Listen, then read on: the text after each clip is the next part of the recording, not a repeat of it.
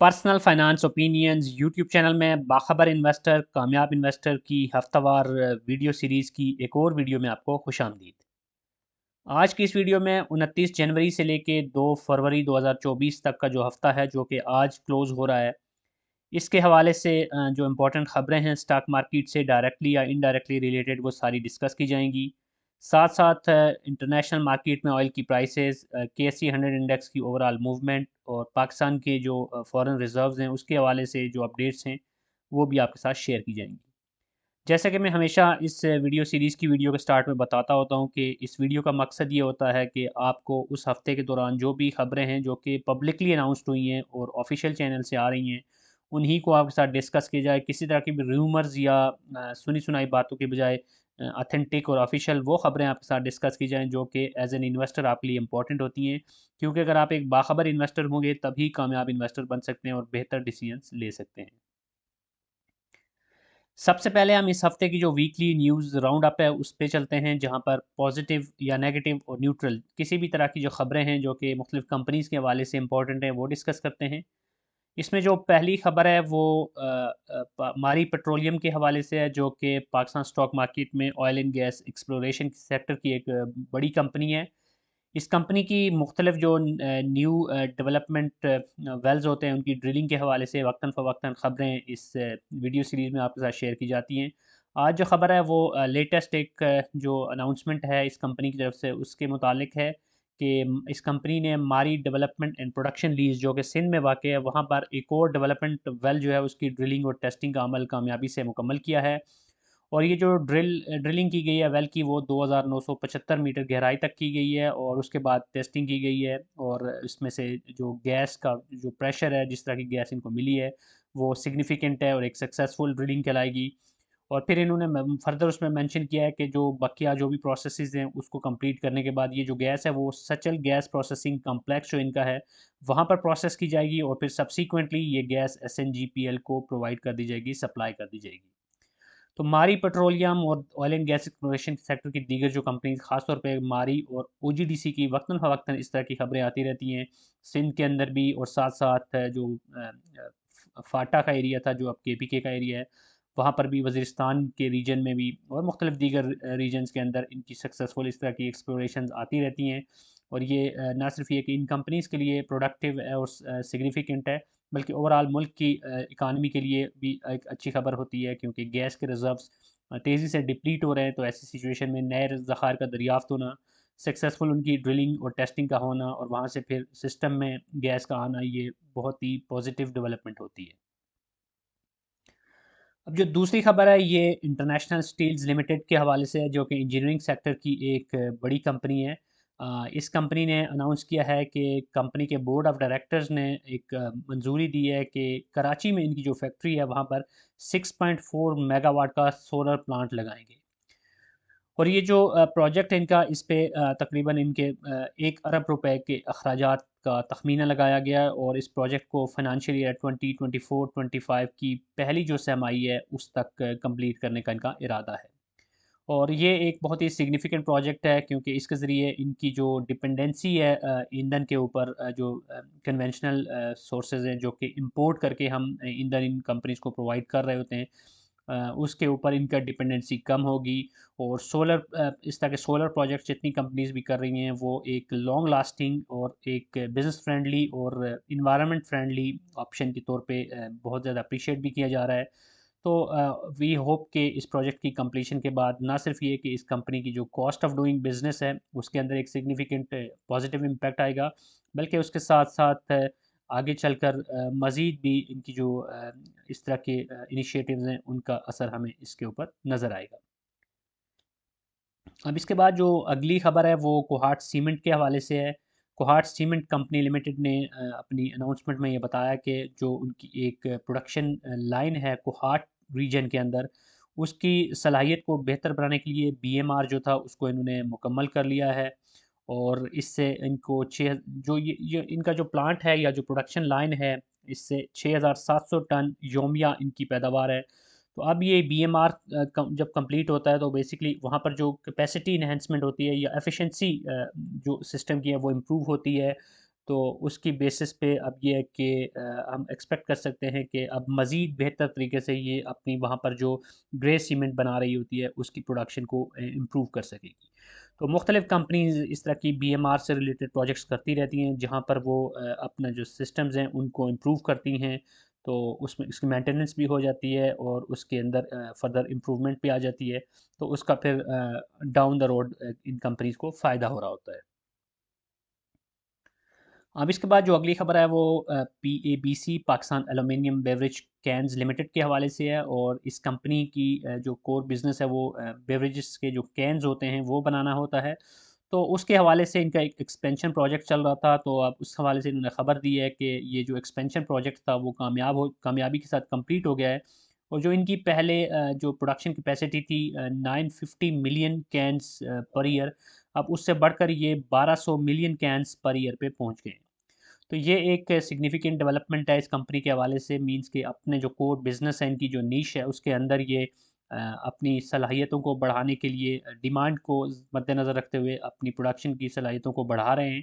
That means कि इस particular micro नीश के अंदर या निश के अंदर ये अपने फुटप्रिंट्स को मज़ीद बढ़ाने की पोजीशन में होगी after this improvement in the production capacity. अब इसके बाद कुछ नेगेटिव ख़बरें भी साथ-साथ हम देख लेते हैं, जिसमें एक ख़बर ये है कि स्टेट बैंक की तरफ से 10 बैंक्स हैं मुख्तलिफ़, जिनको 2023 का जो लास्ट क्वार्टर था, उसके अंदर मुख्तलिफ़ किस्म की जो रेगुलेटरी जो कवायद व ज़वाबित हैं, उसकी खिलाफ वर्जी की वजह से मजमूई तौर पर तकरीबन 465 मिलियन रुपए के जुर्माने आयद किए गए हैं। अब इसमें बड़े-बड़े बैंक्स के नाम भी हैं, यूबीएल भी है, हबीब बैंक भी है और दीगर तकरीबन सारे ही बड़े-बड़े बैंक्स इस लिस्ट के अंदर आते हैं। किसी को ज़्यादा जुर्माना हुआ है, किसी को कम हुआ है। लेकिन इसको नेगेटिव तो इस सेंस में कहेंगे हम कि बैंकिंग सेक्टर की ऑब्वियसली जो ऊपर फाइन लगते हैं तो उनकी प्रॉफिटेबिलिटी पे कुछ ना कुछ असर ज़रूर पड़ता है इसका, जो उनका नेट प्रॉफिट होता है उसके ऊपर। लेकिन साथ इसको मैं पॉजिटिव भी कहूँगा कि इससे हमें ये भी पता चलता है कि स्टेट बैंक की बड़ी स्ट्रिक्ट रेगुलेशंस हैं और उसको फिर इम्प्लीमेंट करवाने के लिए भी बैंकों के ऊपर उसकी एक गहरी नज़र है। तो केवाईसी के हवाले से, एंटी मनी लॉन्ड्रिंग के हवाले से, टेरर फाइनेंसिंग के हवाले से और दीगर जो भी उनके एसओपीज़ हैं या जो उसूल हैं या रेगुलेशंस हैं, उनको पूरा करना इन बैंक्स की ज़िम्मेदारी होती है, और उसमें अगर कोई किसी किस्म की भी उनसे कमी बेशी हो जाती है तो उसके ऊपर स्टेट बैंक की कड़ी नज़र होती है और स्टेट बैंक सब्सीक्वेंटली फिर उनको पेनल्टीज़ भी दे रहा होता है। तो वी होप कि इस तरह के अगर स्ट्रिक्ट मेजर्स कंटिन्यू रहते हैं तो बैंक्स अपनी परफॉर्मेंस को और जो भी रेगुलेशंस हैं, जो भी लॉज़ हैं, उनको एनफोर्स करने के हवाले से भी मज़ीद विजिलेंट परफॉर्मेंस का मुज़ाहरा करेंगे इन द फ्यूचर। इसके बाद पीआरएल पाकिस्तान रिफाइनरी लिमिटेड के हवाले से एक ख़बर है कि उन्होंने अनाउंस किया है कि उनकी जो रिफाइनरी का प्लांट है वो 30 जनवरी से तकरीबन 35 से 38 दिन के लिए जो मेंटेनेंस है उसके अमल की वजह से बंद रहेगा। तो इसको नेगेटिव ख़बर भी कह सकते हैं आप, क्योंकि इतने दिन अब इनका प्लांट कोई ऑपरेशंस नहीं कर रहा होगा, तो मीन्स के इनकी कोई प्रोडक्शन नहीं हो रही होगी। लेकिन दूसरी तरफ इसको एक पॉजिटिव रंग ये भी दिया जा सकता है कि जब भी कोई कंपनी अपने प्लांट्स को रिवैम्प कर रही होती है या उनको ज़रूरी जो मेंटेनेंस होती है उसका अमल कर रही होती है, अपग्रेड कर रही होती है, तो उसका फिर डाउन द रोड फ़ायदा ही हो रहा होता है, क्योंकि फिर वो ज़्यादा बेहतर तरीके से अपनी परफॉर्मेंस या ऑपरेशंस को कंटिन्यू करने की पोजीशन में होती है। अब कुछ दीगर मिसलेनियस खबरें हैं, उनको भी हम देख लेते हैं, जिसमें पहली खबर जिसका डायरेक्ट इम्पैक्ट पड़ा है हमारे फार्मास्यूटिकल सेक्टर पे, वो 146 जो कुछ ज़रूरी अद्वियात होती हैं, लाइफ सेविंग ड्रग्स जिनको बोलते हैं, या इंपॉर्टेंट जितनी भी इस तरह की ड्रग्स होती हैं, उसके हवाले से उनकी कीमतों में इजाफे की मंजूरी दे दी गई है। तो अब बज़ाहिर तो ये आम आदमी के लिए तो ये एक नेगेटिव खबर है कि इसकी वजह से दवाओं की कीमतों में इजाफा होगा। लेकिन दूसरी तरफ फार्मास्यूटिकल सेक्टर की जो प्रॉब्लम्स हैं उसमें एक ये भी है कि इनकी जितनी भी प्राइसेस होती हैं मेडिसिन्स की, वो रेगुलेटेड होती हैं। ड्रैप इसके अंदर आ जाता है, ड्रग रेगुलेटरी अथॉरिटी जो है। तो अब अगर इन प्राइसेस में इजाफा होता है तो उससे ये है कि इन कंपनीज़ को, क्योंकि कॉस्ट ऑफ बिजनेस या जो इनको रॉ मटेरियल चाहिए होता है या जो इंपोर्ट्स ये करते हैं वो सारी चीज़ें तो महंगी हो रही होती हैं। लेकिन उतनी ज़्यादा अगर कीमतें नहीं बढ़ेंगी दवाओं की तो फिर उनको अपने प्रॉफिटेबिलिटी में प्रॉब्लम होगी। तो अब इन कीमतों में इजाफे से जो फार्मा सेक्टर की मुख्तलिफ कंपनीज़ हैं उसके अंदर भी एक वो तमाम कंपनीज़ जो कि ये वाली मेडिसिन बनाती हैं, उनको फ़ायदा होगा और उनको उनकी प्रॉफ़िटेबिलिटी कुछ बेहतर होगी। उसके बाद जो दूसरी खबर है वो है कि वो पॉज़िटिव खबर है कि जनवरी के दौरान सॉरी, ये भी एक नेगेटिव खबर है कि जनवरी के दौरान फ़ॉरेन इन्वेस्टर जो है उसकी तरफ से, जिसको आम ज़बान में अक्सर लोग अपनी वीडियोज़ में गोरा बोल रहे होते हैं, कि गोरे की तरफ से $35 मिलियन से ज़ायद की सेलिंग देखने में आई है। अब आपने देखा होगा कि जब सितंबर से एक रैली चली थी तो उसके अंदर अगर आप फिलिपी का डेटा देखते हैं तो आपको आइडिया होगा कि वहाँ पर हमेशा उसको देखा करें कि कौन बाय कर रहा है, कौन सेल कर रहा है, फॉरेन इन्वेस्टर की क्या सूरत हाल है, लोकल इन्वेस्टर क्या कर रहा है, इंस्टीट्यूशंस क्या कर रहे हैं, क्योंकि उसकी बेस पे आपको एक ट्रेंड समझ आता है और एक ये आप बेहतर डिसीजन मेकिंग कर सकते हैं कि किस वक्त हवा का रुख किस तरफ होता है। तो अब फॉरेन इन्वेस्टर की जो बाइंग थी वो बहुत ज़्यादा देखने को मिली थी सितंबर के बाद। तो ज़ाहिर है जब उसने इतना ज़्यादा बाय कर लिया था तो जो फॉरेन इन्वेस्टर होता है वो बड़ा स्मार्ट होता है और बकार भी होता है। उनको पता होता है कि कौन सा टाइम बाइंग का है और कि कौन सा टाइम ऐसा है जिसमें कि अब उनको एग्जिट कर जाना चाहिए, प्रॉफिट लेके साइड पे हो जाना चाहिए। तो अब जनवरी में उनकी तरफ से काफ़ी ज़्यादा सेलिंग देखने को मिली है। तो ये जो सेलिंग प्रेशर हम देख रहे हैं पिछले कुछ दिनों से या पिछले कुछ हफ्तों से, उसमें एक बड़ा एलिमेंट ये भी है फॉरेन इन्वेस्टर का। और फॉरेन इन्वेस्टर जब पैसे निकाल रहा होता है तो ज़ाहिर सी बात है कि उसका एक इम्पैक्ट, नेगेटिव इम्पैक्ट हमें मार्केट के ऊपर नज़र आना शुरू हो जाता है। बहरहाल ये इसको इस सेंस में भी आप देखें कि फॉरेन इन्वेस्टर या जो इंस्टीट्यूशनल इन्वेस्टर्स भी होते हैं वो भी मुख्तलिफ मौाक़े पे मुख्तलिफ तरह की जो उनकी प्लानिंग होती है, स्ट्रेटजीज़ होती हैं, उसको फॉलो कर रहे होते हैं। तो कभी वो निकल रहे होते हैं, कभी वो दोबारा से एंट्रीज़ ले रहे होते हैं। तो मार्केट ऐसे ही मूव कर रही होती है डिमांड एंड सप्लाई के फार्मूला के तहत। तो जब वो नीचे गिर जाती है तो फिर से उनको एक अपॉर्चुनिटी मिल रही होती है। तो यू नेवर नो कि वो कब दोबारा से उसको एज़ एन अपॉर्चुनिटी ट्रीट करें और दोबारा से जंप इन करके बाइंग कर लें। तो उस इस सारी चीज़ के बारे में आपको अपने आप को बाखबर रखना बहुत ज़रूरी होता है। इसके बाद जो अगली ख़बर है वो है पॉलिसी रेट के हवाले से। ये 29 तारीख को जब इस हवाले को जो मीटिंग होनी थी स्टेट बैंक की जिसमें पॉलिसी रेट रिवाइज़ करने के हवाले से ख़बरें थी। और पहले ये था कि बहुत ज़्यादा लोग ये कह रहे थे काफ़ी अरसे से कि अब इंटरेस्ट रेट नीचे आएगा क्योंकि ऑल टाइम हाई पे है 22% पे। तो इस मीटिंग को उस तनाज़ुर में भी देखा जा रहा था, लेकिन कुछ लोगों के तवक्कुह के बरख़िलाफ़ हुआ फिर और पॉलिसी रेट को कंटिन्यू रखा गया 22% पे ही। और इसका अगर ये नीचे आता तो ज़ाहिर-सी बात है उसका एक अच्छा असर पड़ना था मुख्तलिफ़ इंडस्ट्रीज़ के ऊपर। लेकिन स्टेट बैंक के मुताबिक अभी भी इन्फ्लेशन का जो इस वक्त जो शरह है या जो सिचुएशन है वो इतनी वायबल नहीं है इस पॉलिसी रेट को नीचे लाने के लिए। प्लस ये भी है कि आईएमएफ के साथ भी हमारी एग्रीमेंट के हवाले से और अगली मुज़ाकरात के हवाले से बात चल रही है। तो बहुत सारी चीज़ें ऐसी हैं जिन पे फिर आईएमएफ की नॉड आपको चाहिए होती है।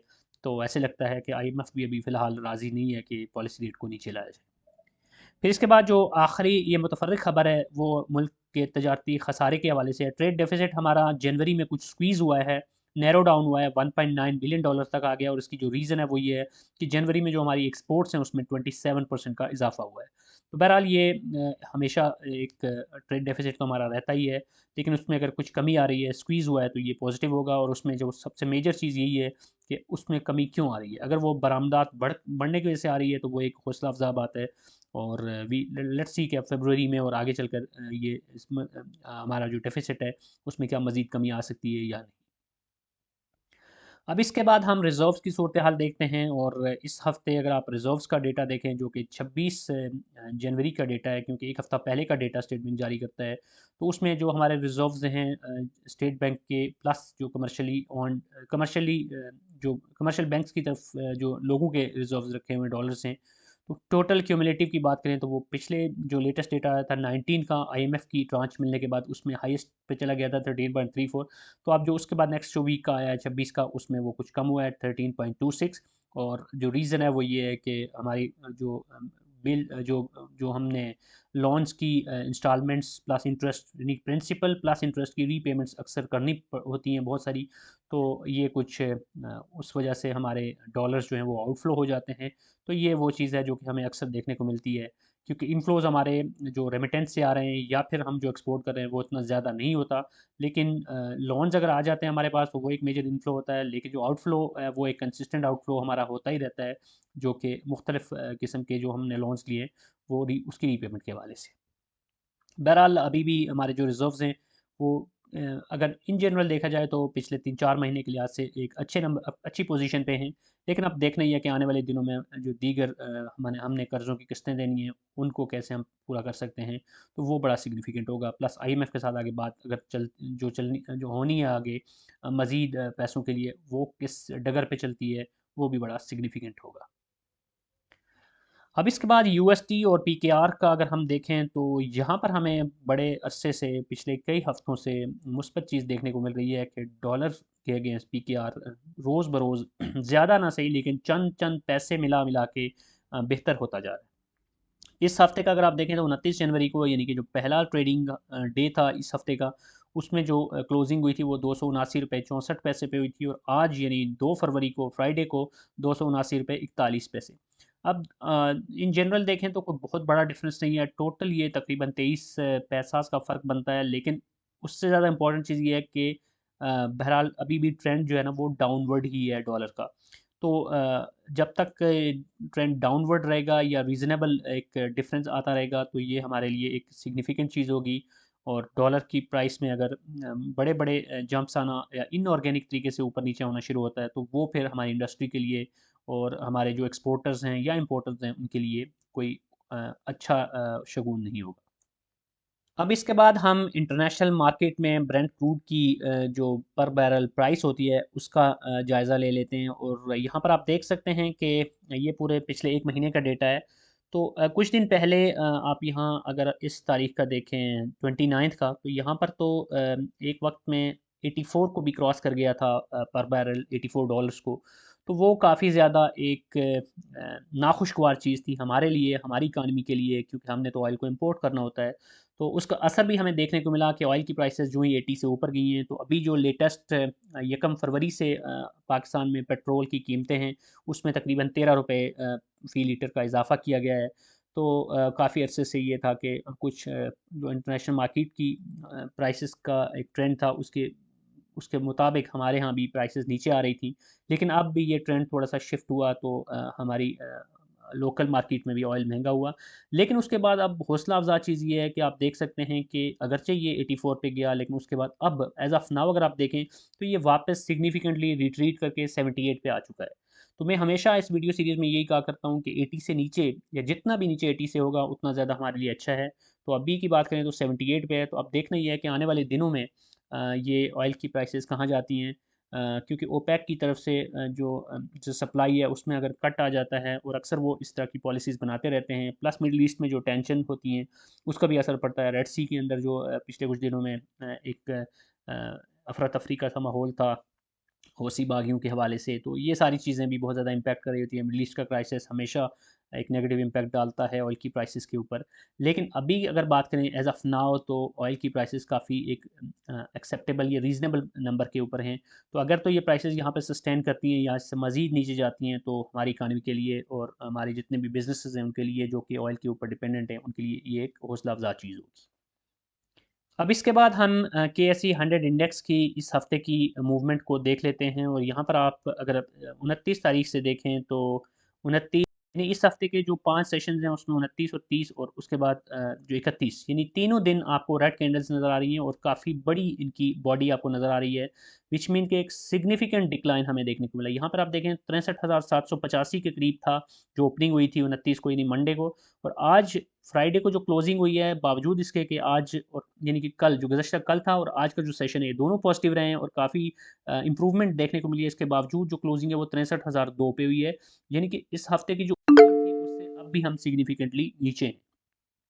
तो ओवरऑल मैं इस हफ्ते की जो मूवमेंट है उसको कोई हौसला अफ़ज़ा मूवमेंट इस वजह से भी नहीं कहूँगा कि आप यहाँ पे ये भी देख सकते हैं कि जो वॉल्यूम्स है वो काफ़ी कम रहे हैं, कोई इतना ज़्यादा इंटरेस्ट शो नहीं किया गया इन्वेस्टर्स की तरफ से। और दूसरी इंपॉर्टेंट चीज़ ये भी है कि इस हफ्ते में इस महीने में जैसे हमने बात की जनवरी में जो गुज़श्ता अभी कंप्लीट हुआ है उसमें बहुत ज़्यादा सेलिंग हमें देखने को मिली फॉरेन इन्वेस्टर की तरफ से भी।